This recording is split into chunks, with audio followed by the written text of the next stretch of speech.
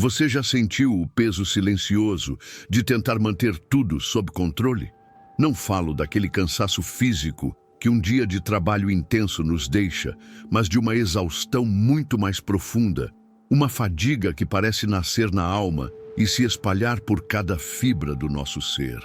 É a tensão sutil que se instala em nossos ombros, o maxilar que se cerra discretamente durante a noite, a respiração que se torna curta e superficial sem que sequer percebamos. É o fardo invisível de viver em um estado de alerta constante, como um arquiteto frenético que passa dias e noites debruçado sobre a mesma planta baixa, redesenhando incessantemente o futuro para evitar qualquer possível rachadura na estrutura da vida. Essa mente, a nossa mente, se torna uma fortaleza. Nós a construímos com os tijolos das nossas experiências passadas, com a argamassa das nossas feridas e com as vigas de aço das expectativas que nos foram impostas e que impomos a nós mesmos. Erguemos muros altos para nos proteger da dor, da decepção, do inesperado. E por um tempo, essa fortaleza parece funcionar. Sentimos-nos seguros lá dentro, no comando, donos do nosso pequeno universo meticulosamente planejado. Cada corredor é familiar, cada porta trancada nos dá uma sensação de poder, cada janela gradeada nos protege do caos do mundo lá fora. Mas o que não percebemos, ou talvez nos recusamos a admitir, é que toda fortaleza é também uma prisão. Os mesmos muros que nos impedem de sentir a dor são os que nos bloqueiam de receber a alegria espontânea.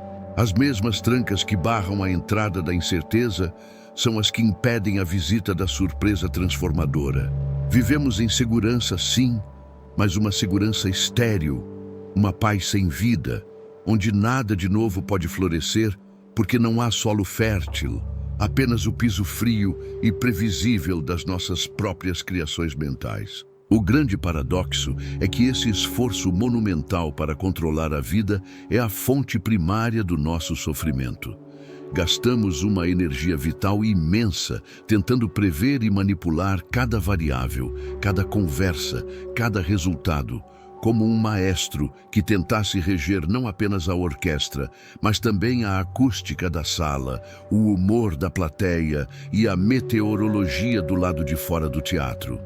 É uma tarefa impossível, fadada ao fracasso, e ainda assim persistimos. Criamos roteiros mentais para encontros que nunca acontecerão como imaginamos. Antecipamos desastres que jamais se materializarão e sofremos por futuros hipotéticos que existem apenas na arquitetura da nossa ansiedade. E quando a vida, em sua sabedoria indomável, se desvia 1 milímetro do nosso projeto, nós nos frustramos, nos ressentimos, nos sentimos traídos. Culpamos as circunstâncias, as outras pessoas, o universo. Raramente paramos para questionar o projeto em si.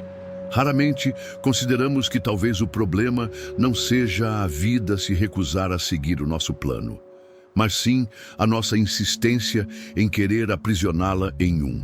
Essa necessidade de controle nasce de uma ferida profunda, a ferida da desconfiança.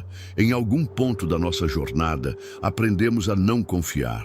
Não confiar na vida, não confiar nos outros e, o mais doloroso, não confiar em nós mesmos, em nossa capacidade de lidar com o que vier. E assim, tentamos substituir a confiança pelo controle, a fé pela previsão, a entrega pela gestão. Mas é uma troca que nos custa a própria essência da experiência humana, que é fluida, imprevisível e milagrosamente surpreendente. O controle nos promete segurança, mas nos entrega estagnação. Ele nos faz sentir poderosos, mas nos torna frágeis, porque nossa paz se torna dependente de um cenário externo que é, por natureza, incontrolável. Ficamos viciados na sensação de saber o próximo passo. E quando o chão à nossa frente se mostra enevoado, nós paralisamos. Chamamos isso de prudência, de cautela, de sabedoria. Mas no fundo, no lugar silencioso da alma, sabemos que é medo. Medo de errar, medo de sofrer, medo de viver de verdade, com toda a intensidade e com toda a vulnerabilidade que isso implica. E se houvesse outra maneira de existir? E se a verdadeira segurança não residisse na rigidez dos nossos muros, mas na flexibilidade de aprender a dançar com o vento? E se a força mais autêntica não estivesse em segurar as rédeas com mais firmeza, mas na coragem de soltá-las com consciência, de confiar na sabedoria do cavalo que conhece o caminho de uma forma que o cavaleiro jamais conhecerá? Este não é um convite para a desistência ou para a passividade. Não se trata de jogar tudo para o alto e se tornar indiferente aos resultados. Pelo contrário, é um chamado para uma forma muito mais elevada e inteligente de poder. Um poder que não vem da força, mas da sintonia. É a passagem do arquiteto para o jardineiro. O arquiteto projeta e força a matéria a seguir sua vontade. O jardineiro não pode forçar a semente a germinar. Ele não pode comandar o sol ou agendar a chuva. O poder do jardineiro reside em sua capacidade de criar as condições ideais. Ele prepara a terra, nutre o solo, oferece a água, remove as ervas daninhas e então ele confia. Ele se entrega ao mistério do crescimento, sabendo que sua força não está em controlar o processo, mas em colaborar com ele. A vida que pulsa dentro da semente sabe o que fazer. E a sabedoria do jardineiro está em respeitar e honrar essa inteligência inata. Da mesma forma, há uma inteligência inata pulsando em nossas vidas. Uma sabedoria que nos guia através de intuições, sincronicidades e caminhos inesperados. Mas essa voz é sutil, ela sussurra, e ela não pode ser ouvida em meio ao barulho ensurdecedor de uma mente que tenta gritar ordens para o universo. Para ouvi-la, precisamos de silêncio, precisamos do espaço que se abre quando ousamos soltar um pouco o controle. Imagine, apenas por um instante, o alívio. O alívio de não precisar ter todas as respostas. O alívio de desmontar o posto de vigilância na sua mente. O alívio de simplesmente ser, em vez de incessantemente gerir, planejar e prever. É nesse espaço de não controle que a vida começa a respirar através de nós, trazendo consigo o tipo de paz e de surpresas que nenhuma fortaleza, por mais segura que pareça, jamais poderia conter. Vamos então olhar mais de perto para essa arquitetura da alma, para essa fortaleza que erguemos com tanto esmero. De que ela é feita? Se pudéssemos analisar sua composição, veríamos que seus alicerces não foram postos por nós, mas muitas vezes herdados. São as crenças que nos foram passadas, os medos sussurrados de geração em geração, a ideia de que o mundo é um lugar perigoso e que a vulnerabilidade é um convite ao desastre. Cada tijolo que compõe suas muralhas é uma memória de uma dor passada, uma decepção que nos fez prometer nunca mais, um fracasso que nos convenceu da nossa própria insuficiência. O cimento que une esses tijolos é a cultura em que vivemos, uma cultura que aplaude o controle, que idolatra a produtividade e que mede o valor de uma vida pela quantidade de metas alcançadas. Somos ensinados desde cedo a ter um plano, a saber para onde vamos, a ter uma resposta pronta para a pergunta: o que você vai ser? A espontaneidade é vista como imaturidade. A intuição é descartada como pensamento mágico e a entrega é confundida com fraqueza. E assim, construímos nossas defesas, não por malícia, mas por obediência a um roteiro que nunca questionamos. Nas altas torres de vigia desta nossa cidadela interior, posicionamos nossos mais severos guardas, o perfeccionismo, a autocrítica, o juiz implacável. Eles perscrutam o horizonte dia e noite, não em busca de beleza, mas em busca de ameaças. Qualquer pequeno desvio do plano é apontado como um erro catastrófico. Qualquer passo em falso é registrado como prova da nossa incompetência. Esses guardas não nos protegem. Eles nos mantêm reféns do nosso próprio ideal de perfeição, um ideal que nos esgota e nos impede de sermos simplesmente humanos. A vida dentro dessa fortaleza é uma soberania solitária. Somos reis e rainhas de um domínio onde nada acontece. O calendário na parede do nosso castelo interior está congelado. As estações mudam lá fora, o mundo se transforma, rios encontram novos cursos, estrelas nascem e morrem. Mas dentro dos nossos muros, tudo permanece o mesmo, seguro, previsível e desoladoramente estático. A ironia é que a manutenção dessa segurança ilusória é um trabalho exaustivo. Passamos nossos dias tapando rachaduras imaginárias, reforçando portões que ninguém tenta arrombar e polindo uma armadura que nunca é verdadeiramente posta à prova. A nossa mente se torna uma administradora de crises que ela mesma inventa. Ela cria comitês de avaliação de risco para decidir se devemos aceitar um convite para um café, elabora planilhas de prós e contras para decisões do coração e simula em detalhes conversas difíceis que, na realidade, se desenrolariam com uma simplicidade desconcertante se apenas permitíssemos. Esse estado de gerenciamento contínuo consome a nossa luz, a nossa criatividade, a nossa alegria de viver. A vida, que deveria ser uma dança, se torna uma marcha militar. O que deveria ser um rio se torna um canal de concreto. E nós, exaustos, começamos a acreditar que a vida é isso. Um fardo a ser carregado, um problema a ser resolvido, uma ameaça a ser neutralizada. Começamos a desconfiar da leveza, a olhar com ceticismo para a alegria alheia, a nos convencer de que a serenidade é para os ingênuos. Mas a verdade é que a estratégia do controle é fundamentalmente falha, porque ela se baseia numa premissa falsa, a de que a rigidez é sinônimo de força. Pense numa grande árvore, um carvalho antigo, e pense num bambu. Diante de uma tempestade violenta, o carvalho, com toda a sua rigidez e força aparente, pode ter seus galhos quebrados ou ser até mesmo arrancado pela raiz.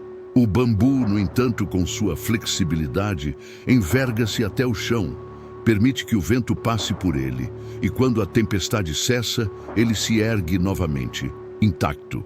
A verdadeira força não está na resistência rígida, mas na resiliência flexível. A nossa fortaleza de controle é o carvalho. Ela nos dá uma sensação de poder imenso, mas diante das inevitáveis tempestades da vida, uma perda, uma mudança inesperada, uma crise de propósito, sua estrutura rígida é a sua maior vulnerabilidade. Ela não se adapta, ela se quebra. E quando isso acontece, a dor é imensa, não apenas pela crise em si, mas pelo desmoronamento da nossa única estratégia de segurança. Talvez, enquanto você ouve estas palavras, uma parte de você reconheça essa arquitetura. Talvez você sinta o peso desses muros, a solidão desses corredores, o cansaço desses guardas incansáveis. Reconhecer isso não é um sinal de fracasso, mas o primeiro ato de coragem, o primeiro sopro de liberdade. É a alma admitindo para si mesma que anseia por algo mais, que anseia pelo céu aberto, pelo solo fértil, pelo vento no rosto. E é nesse espírito de observação corajosa que eu gostaria de te fazer um convite. Não é um desafio, mas uma partilha. Aqui nos comentários, eu não quero que você me diga o que você tenta controlar. Quero que você feche os olhos por um instante e se conecte com algo muito mais profundo. Se você pudesse, apenas como um exercício de imaginação, soltar as rédeas de uma única preocupação que te aflige, qual é o primeiríssimo sentimento que emerge? É medo? É alívio? É uma sensação de vertigem, de pânico? Ou é uma paz inesperada? Não existe resposta certa ou errada, existe apenas o seu sentir, a sua verdade. E ao partilhar essa verdade, você cria um espaço para que outros também possam olhar para si com a mesma honestidade. Este espaço que estamos construindo juntos, aqui neste canal, é para isso.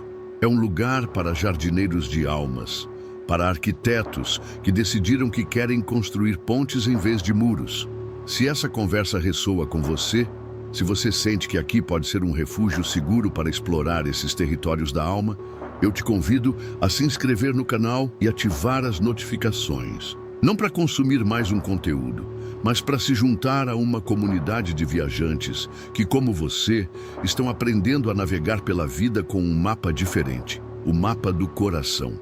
Se reconhecemos a estrutura da nossa própria prisão, a próxima pergunta que a alma nos faz é inevitável.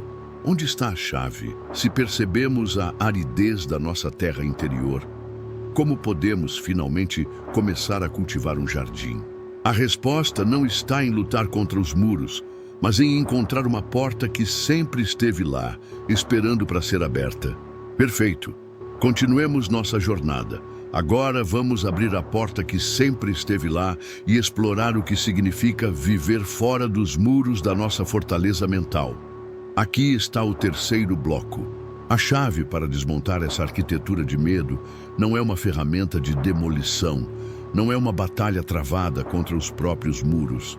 Lutar contra o controle com mais controle é apenas reforçar as paredes da prisão. A chave é uma mudança de percepção, tão sutil e ainda assim tão revolucionária quanto a diferença entre o dia e a noite.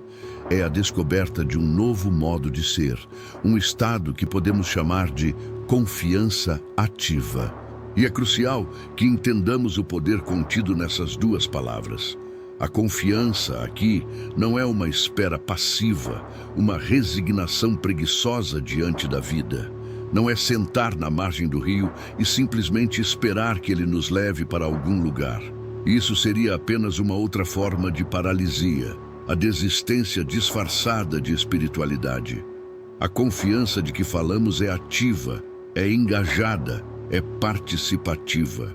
É a sabedoria do navegador que não controla o vento nem as marés, mas que estuda suas correntes, ajusta suas velas e se alinha com as forças da natureza para chegar ao seu destino.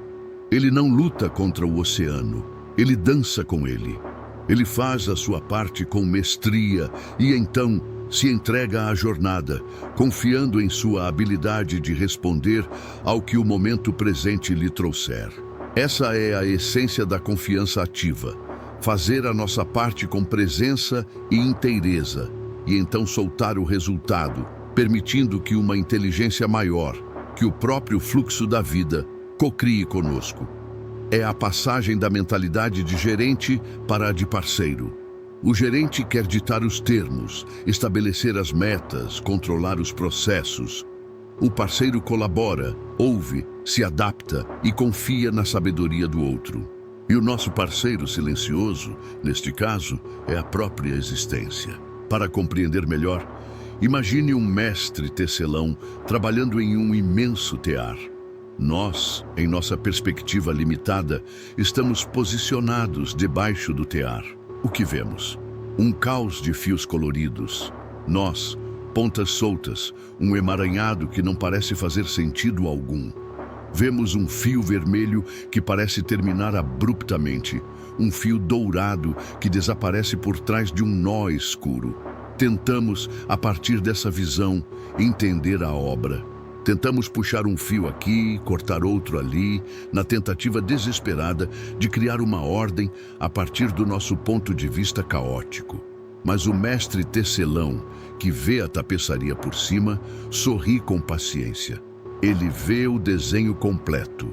Ele sabe que o fio vermelho que parecia terminar, na verdade, ressurge mais adiante para formar o coração de uma flor.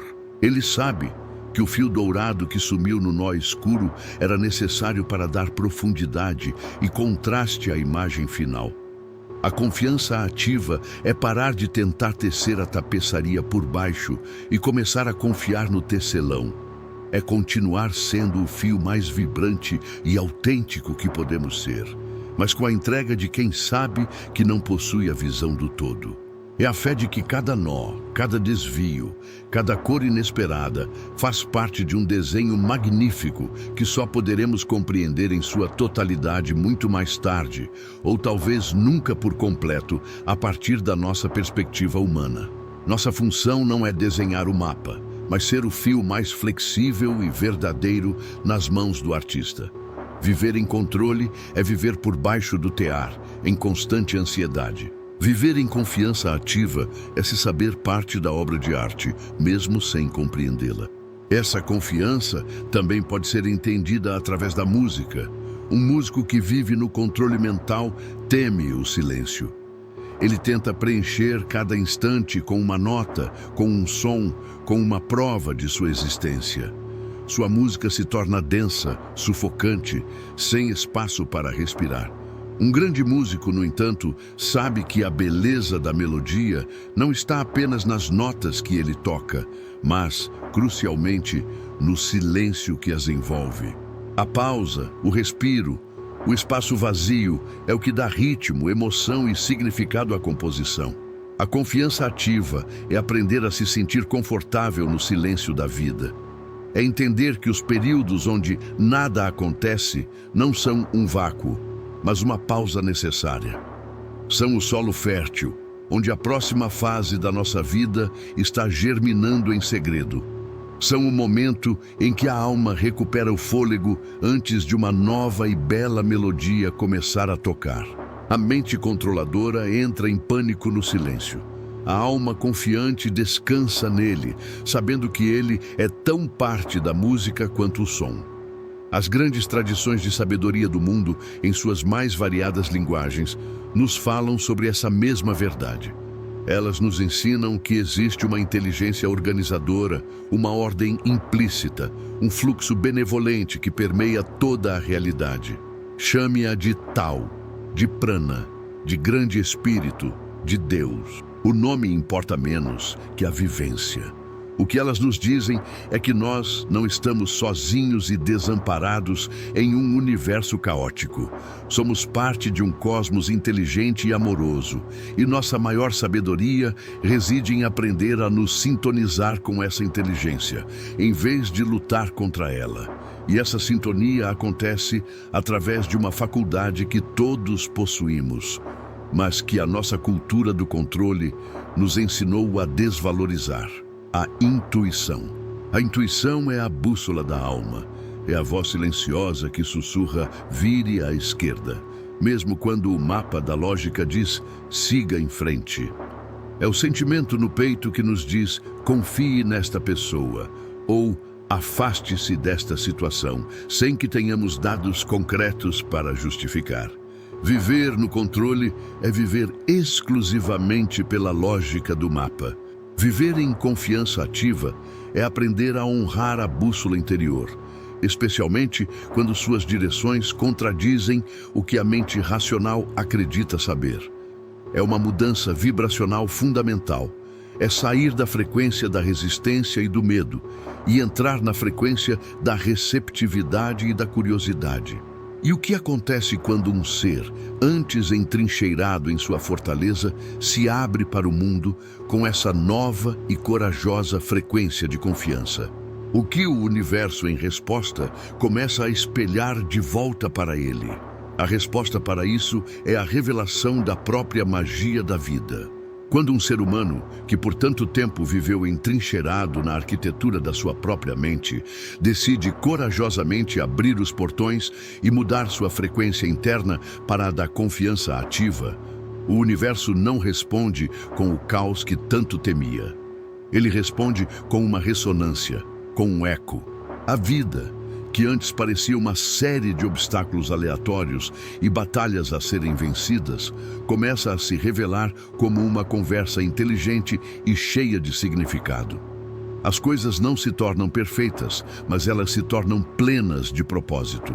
É neste ponto que começamos a perceber um fenômeno que a mente racional chama de coincidência, mas que a alma reconhece como sincronicidade. É o livro que cai da prateleira aberto na página que contém a resposta exata para a pergunta que nos atormentava. É a conversa ouvida sem querer na fila do pão, que nos dá a chave para um dilema profissional. É o amigo que nos liga do nada, no exato momento em que nosso coração mais precisava de um afago. É a porta que se fecha dolorosamente, nos forçando a seguir por um corredor desconhecido, onde, para nossa surpresa, encontramos o salão de festas que nossa alma tanto almejava. A vida começa a nos piscar o olho. Ela nos envia sinais, nos oferece pistas, nos estende a mão através dos eventos do dia a dia. E a grande mudança não é que o universo começou a fazer isso. A verdade é que ele sempre fez. A diferença é que agora, com os portões da nossa fortaleza abertos, nós conseguimos ver. Com o barulho incessante do nosso planejamento mental finalmente silenciado, nós conseguimos ouvir. O jardim interior, antes um terreno árido e pisoteado pela nossa ansiedade, começa a florescer. Não porque tenhamos forçado as sementes, mas porque finalmente paramos de cavar a terra a todo instante para ver se elas já estavam brotando. Demos a elas o que mais precisavam, paz. E na paz, a vida acontece. A percepção se transforma radicalmente. O medo do futuro é lentamente substituído por uma curiosidade genuína. As manhãs, que antes eram o início de mais uma jornada de gerenciamento de riscos, se tornam um convite em branco. A pergunta, o que eu preciso controlar hoje, dá lugar à pergunta, o que a vida quer me mostrar hoje? A ansiedade, que é a energia de tentar viver no amanhã, se dissolve na medida em que aprendemos a habitar plenamente o único lugar onde a vida de fato existe, o agora. A sensação de peso nos ombros dá lugar a uma leveza que há muito não sentíamos. A leveza de quem não precisa mais carregar o mundo nas costas. Percebemos que não somos os gerentes do universo, mas uma parte preciosa e amada dele. E essa percepção muda tudo. A música da nossa existência, antes uma composição densa e repetitiva, ganha novas harmonias, ritmos inesperados e, o mais importante, pausas de uma serenidade profunda. E nessas pausas, nesses momentos de quietude, encontramos uma clareza e uma paz que nenhuma atividade frenética jamais nos proporcionou. Começamos a ver a tapeçaria da nossa vida de uma nova perspectiva. O nó que nos parecia um erro terrível, agora o vemos como um ponto de ancoragem essencial para uma nova fase. O fio que se rompeu, percebemos que foi para dar espaço a uma cor muito mais vibrante que estava esperando para entrar.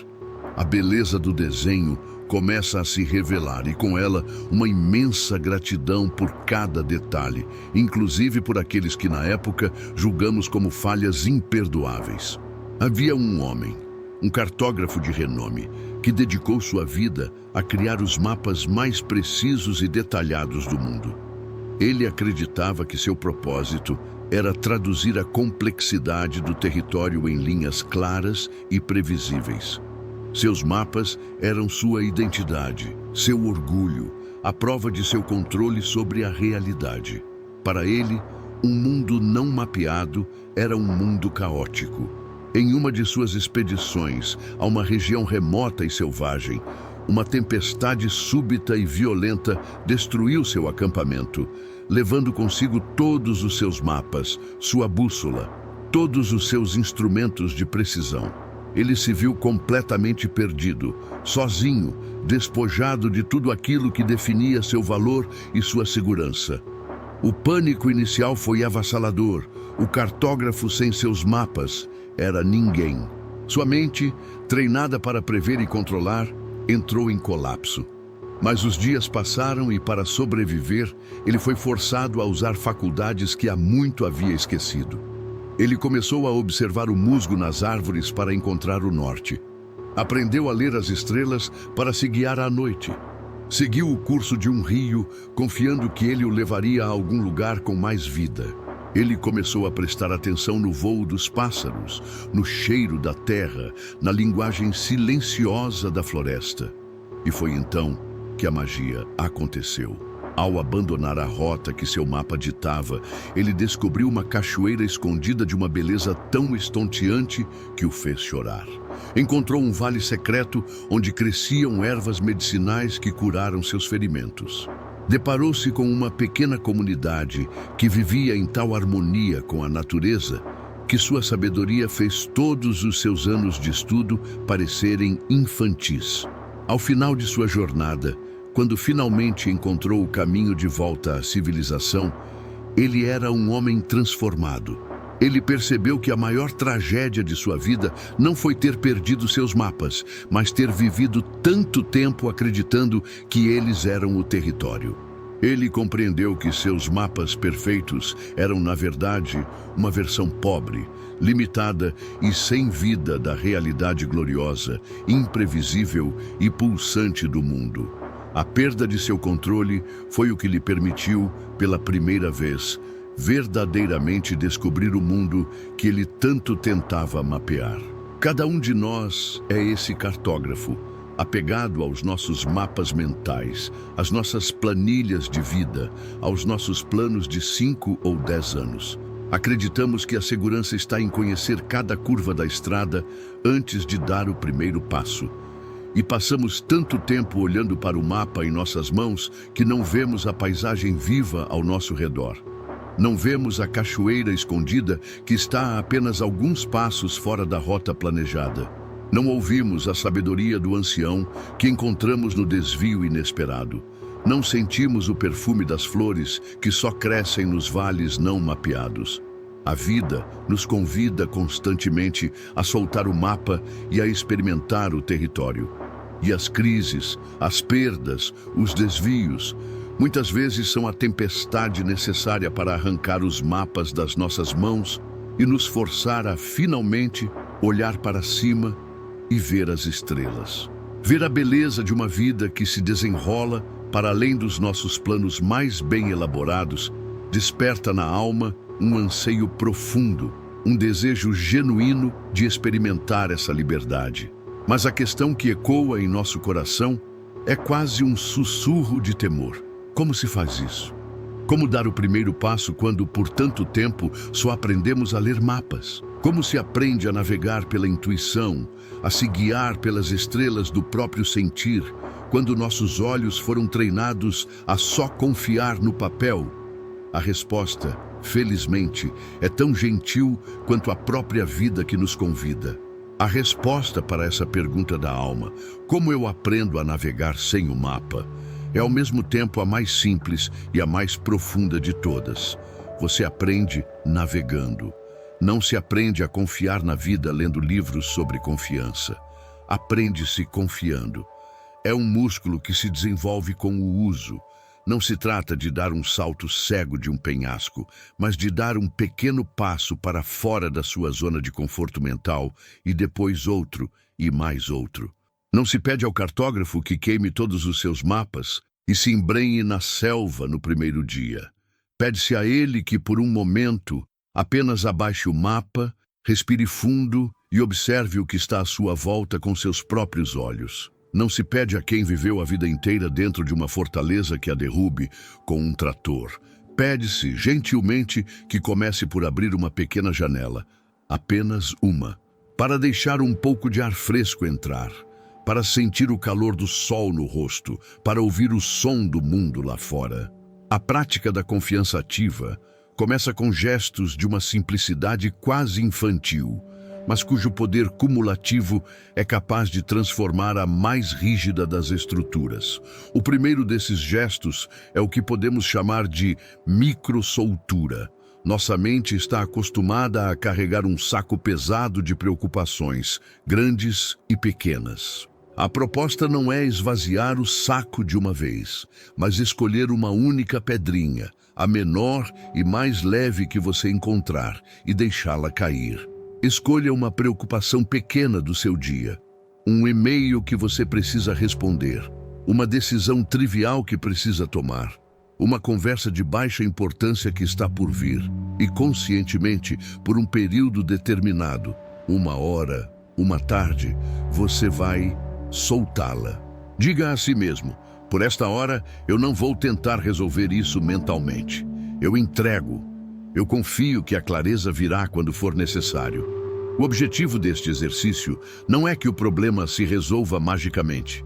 O objetivo é que você observe o que acontece dentro de você quando você para de carregar aquela pedrinha.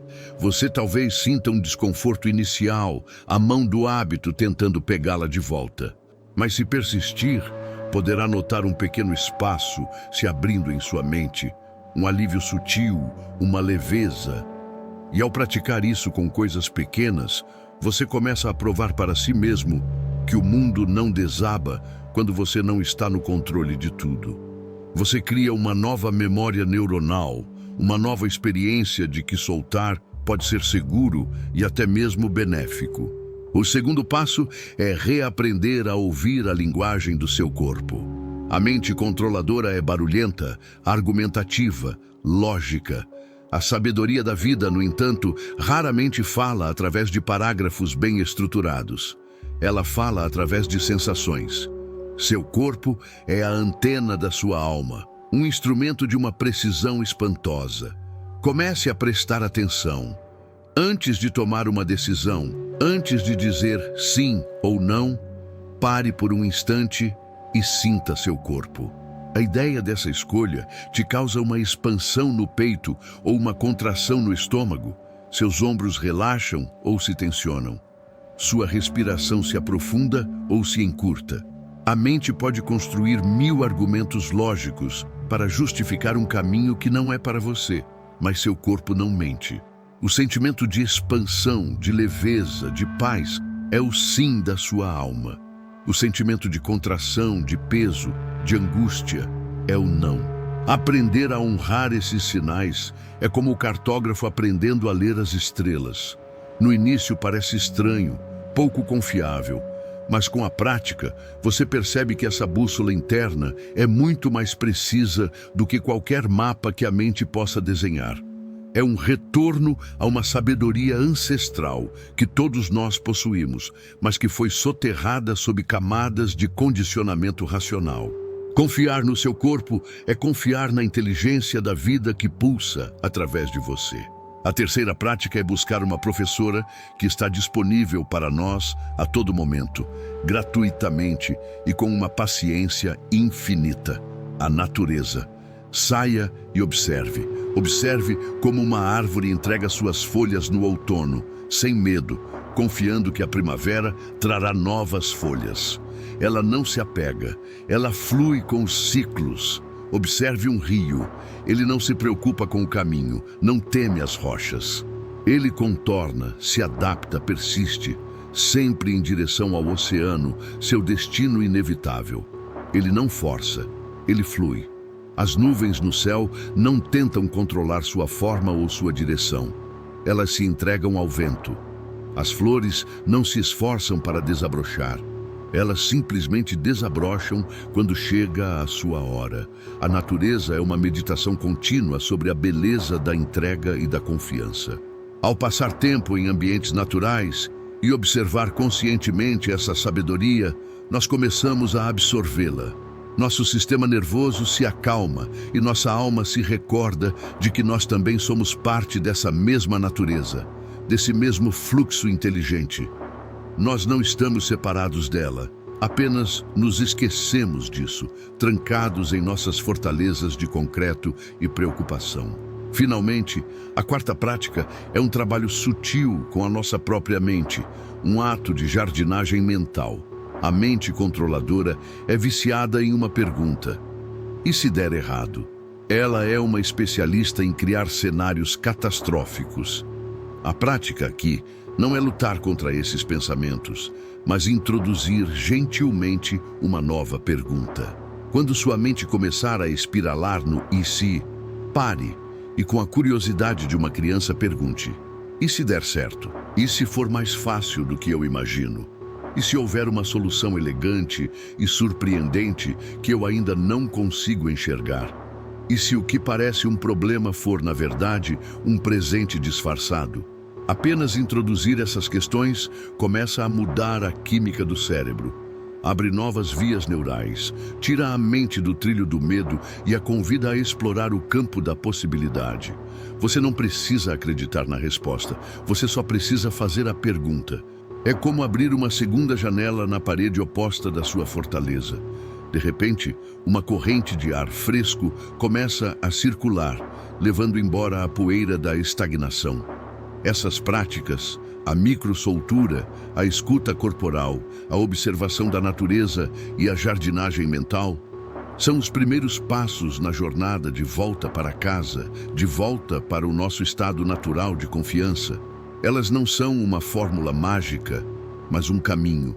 E ao trilhar este caminho, passo a passo, respiração a respiração, o que descobrimos não é um novo eu que precisa ser construído, mas o verdadeiro eu que sempre esteve ali, pacientemente, esperando sob as camadas de medo e controle, pronto para finalmente viver.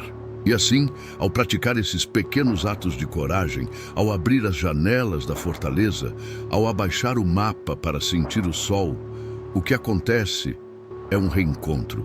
Não estamos construindo um novo eu mais corajoso ou mais espiritual. Estamos, na verdade, removendo as camadas de poeira, medo e condicionamento para revelar o ser que sempre esteve ali, em nosso centro. Nosso estado natural não é a ansiedade, é a paz. Nossa linguagem inata não é o controle, é a confiança. Nascemos neste mundo com uma capacidade intrínseca de nos maravilharmos, de nos entregarmos ao momento, de confiarmos nos nossos cuidadores. Foi a jornada da vida com suas dores e suas regras que nos ensinou a nos fechar. E agora, com a maturidade que possuímos, podemos fazer uma escolha consciente de desaprender o medo e reaprender a confiar. É uma jornada de volta para casa, para a nossa própria essência. O arquiteto que antes se esgotava desenhando plantas de segurança, agora passeia do lado de fora de sua antiga fortaleza. Ele não a demoliu, mas a transformou. Os muros altos se tornaram as bordas de um lindo jardim. As torres de vigia agora são mirantes para observar o pôr do sol.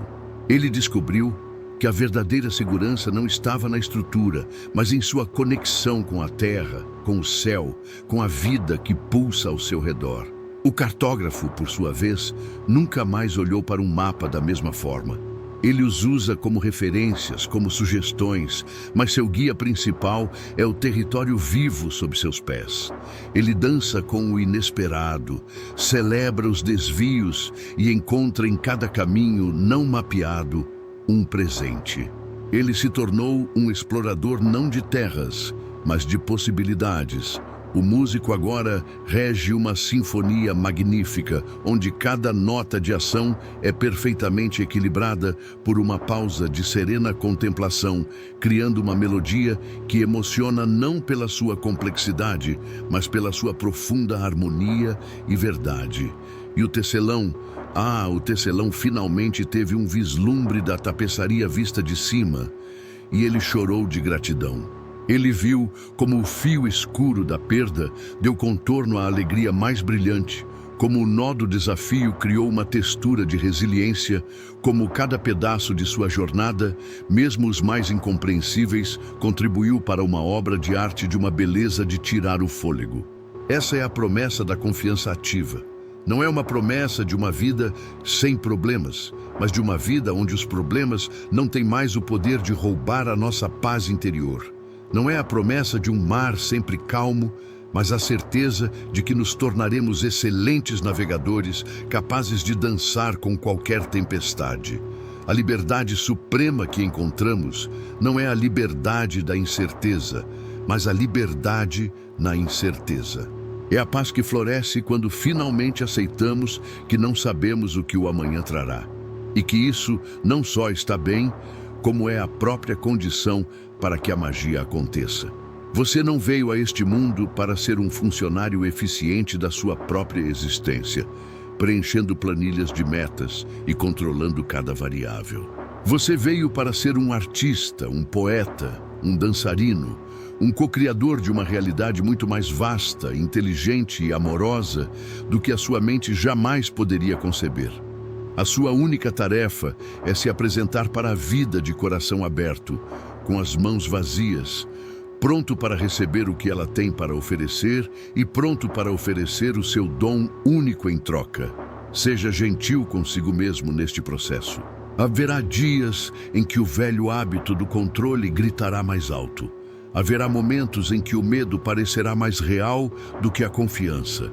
Nesses dias, não se julgue. Apenas acolha, respire e lembre-se da imagem do jardim. Nenhuma flor desabrocha o tempo todo. Há tempo de plantar, tempo de regar, tempo de esperar no silêncio do inverno e tempo de florescer. Respeite seus ciclos. Celebre cada pequena vitória de confiança.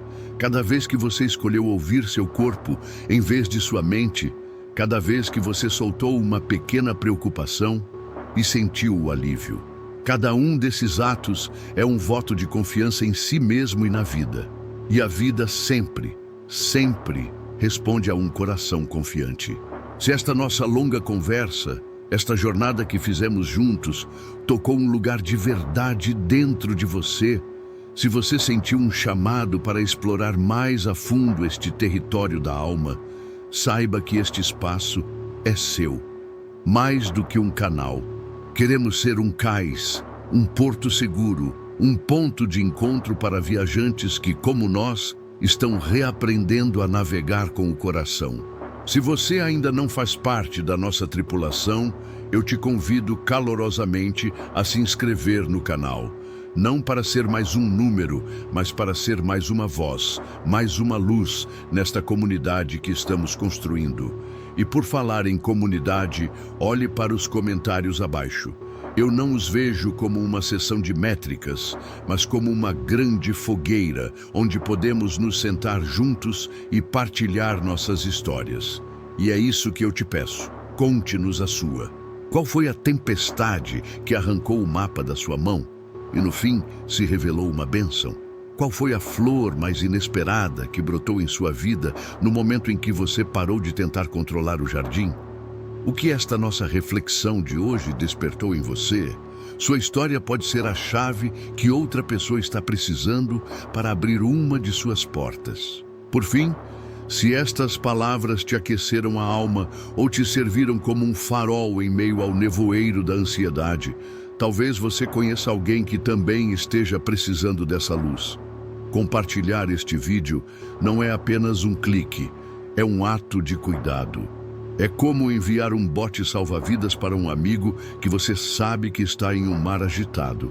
É uma forma de estender a mão e dizer, eu vejo você, e talvez haja um caminho mais gentil. Que seus passos sejam firmes, seu coração confiante e sua jornada deliciosamente surpreendente. Até a nossa próxima travessia.